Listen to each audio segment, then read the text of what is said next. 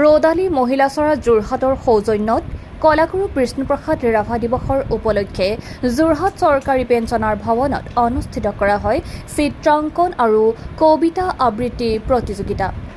উল্লেখযোগ্য যে ৰৌদালি মহিলাচৰাত প্ৰথমবাৰৰ বাবে অনুষ্ঠিত কৰা চিত্ৰাংকন আৰু কবিতা আবৃত্তি প্ৰতিযোগিতা অনুষ্ঠিত কৰাৰ লক্ষ্য হৈছে যে কণ কণ শিশুসকলক মোবাইলতে ব্যস্ত নাথাকি সামাজিকভাৱে শিশুসকল আগবাঢ়ি যায় আৰু এখন সুন্দৰ পৃথিৱী গঢ়াত সহায় কৰে। আৰু এই চিত্ৰাংকন প্ৰতিযোগিতাখনি দুটা শাখাত অনুষ্ঠিত কৰা হয়।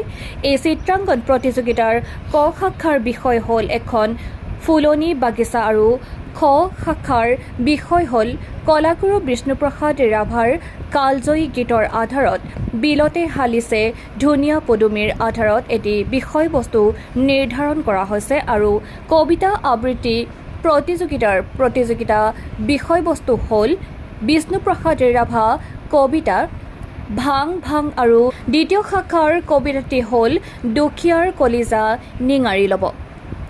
যোৰহাটৰ পৰা সুমিত কুমাৰ দাসৰ ৰিপৰ্ট MTV এক্সপ্ৰেছ। ৰৌদালি মহিলা সমিতিৰ সৌজন্যত কলাগুৰু বিষ্ণুপ্ৰসাদ ৰাভা দিৱসৰ লগত সংগতি ৰাখি এখনি চিত্ৰাংকন প্ৰতিযোগিতা আৰু কবিতা আবৃত্তিৰ প্ৰতিযোগিতা আয়োজন কৰিছোঁ। যিহেতু যোৱা 20 জুনত ৰাভাদেৱৰ কুঁৱৰী বিষ্ণুপ্ৰসাদ ৰাভাদেৱৰ তিথি হৈ গৈছে, দিৱস হৈ গৈছে। এতিয়া আমি আজি তেখেতৰ লগতে সংগতি ৰাখি পেলাই আমি অনুষ্ঠানটো অনুষ্ঠিত কৰিছোঁ। চিত্ৰাংকন প্ৰতিযোগিতা আমি দুটা শাখাত অনুষ্ঠিত কৰিছোঁ। প্ৰথমটো হ'ল নিম্ন শাখা। নিম্ন শাখাত আমি প্ৰথম শ্ৰেণীৰ পৰা চতুৰ্থ শ্ৰেণীলৈকে ৰাখিছোঁ আৰু দ্বিতীয় শাখাটো হ'ল আমাৰ পঞ্চম শ্ৰেণীৰ পৰা সপ্তম শ্ৰেণীলৈকে ৰাখিছোঁ। আৰু কবিতা আবৃত্তি প্ৰতিযোগিতাও তেনেকৈ আমাৰ দুটা শাখাতে অনুষ্ঠিত হ'ব।